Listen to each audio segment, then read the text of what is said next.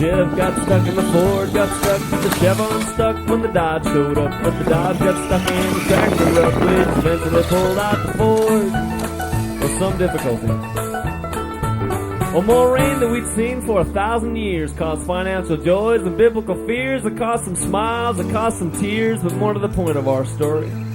For the first time in the collective memory, that old brown prairie that had been so dry for so long was very muddy, boggy and sticky. We'd pull one truck out and get another stuck in, and motors would roar and tires would spin. We'd sink right down to the diff, and we'd all take turns and do it again till no one could move. We call one more friend. Come on out here, we need you.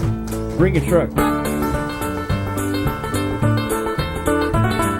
Chev got stuck in the Ford, got stuck in the Chevron, stuck when the Dodge showed up. But the Dodge got stuck in the tractor rut, which eventually pulled out the Ford and the Dodge. They got me stuck in the mud so they couldn't rehearse, and Chavez too has missed his work. Richie, he now fears the worst. He stood up his ex-wife, she called him a jerk. Of course, Holtman didn't have nothing better to do except ranch. Chev got stuck in the Ford, got stuck, got the Chevron stuck when the Dodge showed up. But the Dodge got stuck in the tractor rut, which eventually pulled out the Ford.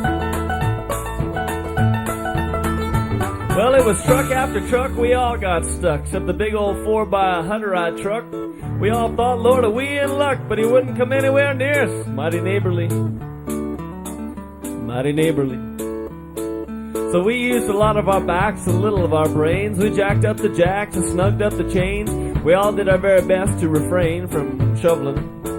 We put what timber we had underneath the wheels, and we was all out of sand, but managed to steal 2 sacks of the best modern canola seed you ever did see. That ought to give us some traction. Hey.